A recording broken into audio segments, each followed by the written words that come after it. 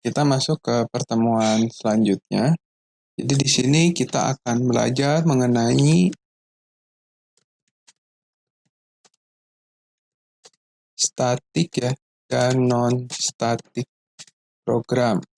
Nah, bedanya gimana sih? Jadi intinya sih kalau statik itu nilainya fix ya, atau memang nggak bisa diubah-ubah. Jadi nilainya segitu ya udah kita nggak bisa melakukan setter juga ya. Kalau get masih bisa, tapi kalau set kita ngubah-ngubah itu kemungkinan ya itu ya rada berat sekali gitu ya. Nah, sebagai contoh kita buat ya suatu kelas, misalnya mat gitu ya.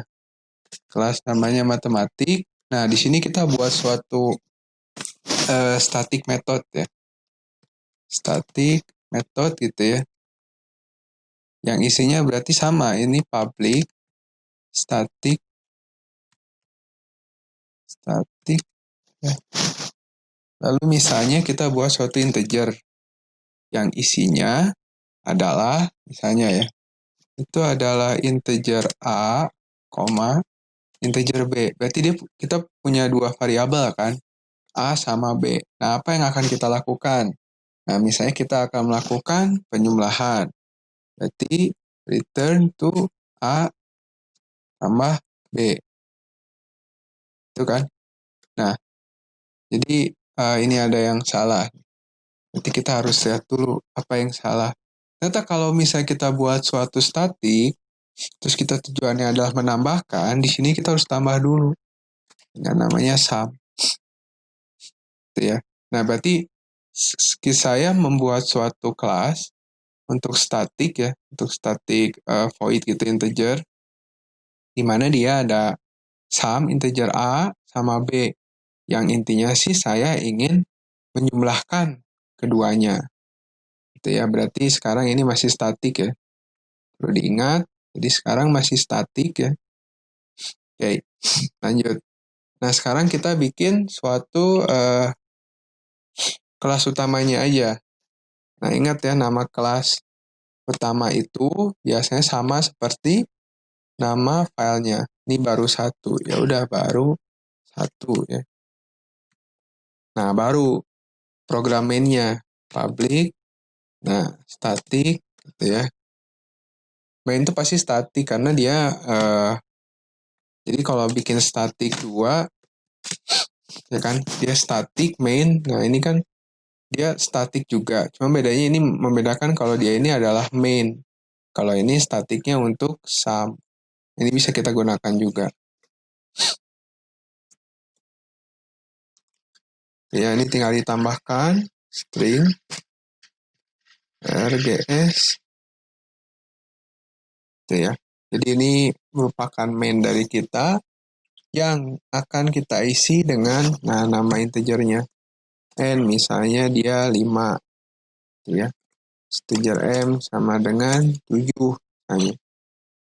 Ya kan? Nah, terus ya udah coba kita panggil ya. Panggil aplikasi matnya.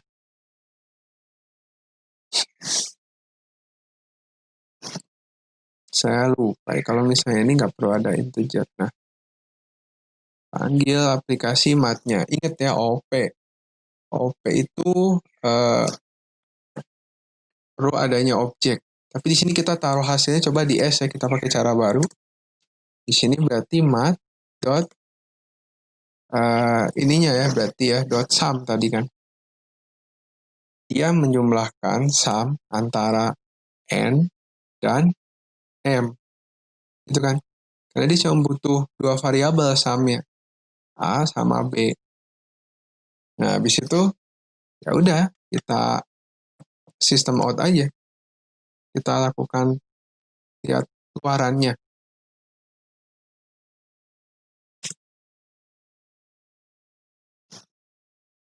Lihat keluarannya.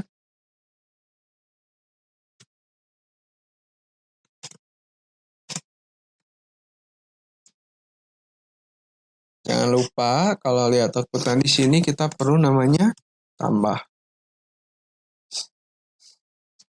Coba kita running. 5 tambah 7, 12.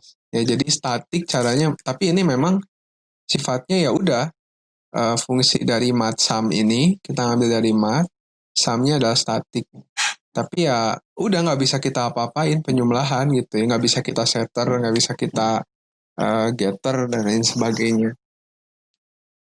Oke, nah sekarang kita coba kita menggunakan ya ini ya, kelas yang baru ya, dimana ya udah deh, biar ini kita ulang aja dulu ya. Menggunakan non-static. Nah, berarti kita masuk kelasnya, misalnya samakan ya. Kelasnya kita samakan kelas mat, tapi nggak boleh sama ininya, mat 1. Karena kita menggunakan public, ya kan, integer biasa. Dimana integernya berupa nilai A sama integer nilai B. Nah, apa yang akan dilakukan? Sama ya. Kita return-nya, jadi ini penjumlahan dua-duanya.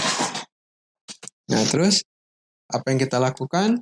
Nah, langsung kita buat kelasnya. Nama kelasnya harus sama dengan filenya, berarti ini baru. Nah, habis itu kalau main sih pasti ada static ini ya.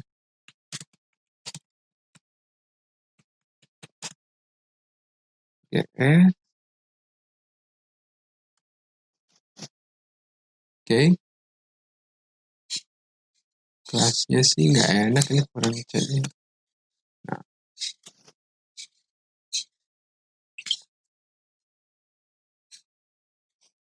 ya kan? Nah, bedanya kalau misalnya tadi kita buat integer n sama dengan 7,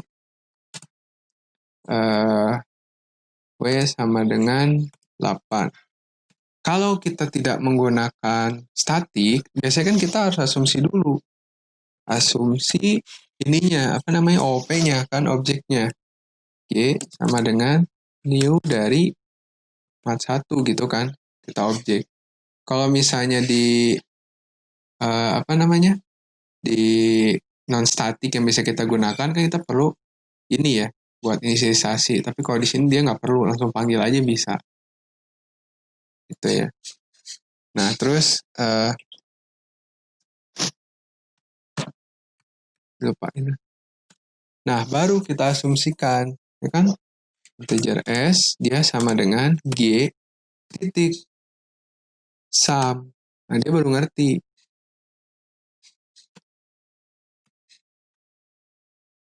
Ya enggak? Nah, berarti system dot out dot println, ya kan? Pertambahan adalah plus dari S.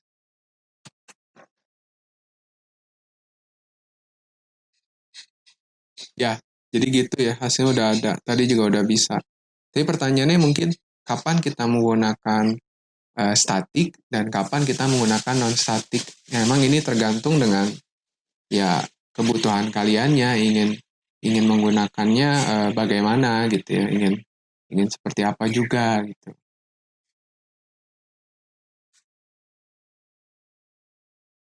Ya, jadi tadi penjumlahan sama penjumlahan. Nah, kalau konsep selanjutnya ingin diterapkan di misalnya game gitu ya, ingin diterapkan di beberapa program yang emang ininya ya, emang recommended langsung ke program kita atau yang telah kita buat. Jadi kalau statik ini mungkin karena kalau kita tidak menggunakan statik kan kita bisa setter ya, yang kemarin diajarin itu kita bisa ubah-ubah, nggak hanya penjumlahan tapi perkalian dan lain sebagainya.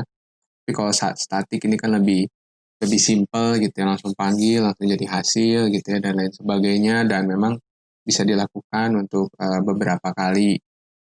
Itu mungkin itu yang apa ya, keuntungannya kita menggunakan statik, dan ketika kita tidak menggunakan non statik, keuntungannya ya tadi bisa apa namanya, bisa dibulak-balik, bisa diganti sesuai dengan yang kita inginkan gitu ya. Oke, mungkin pertemuannya segitu saja ya. Sampai jumpa di pertemuan selanjutnya ya. Saya ucapkan terima kasih.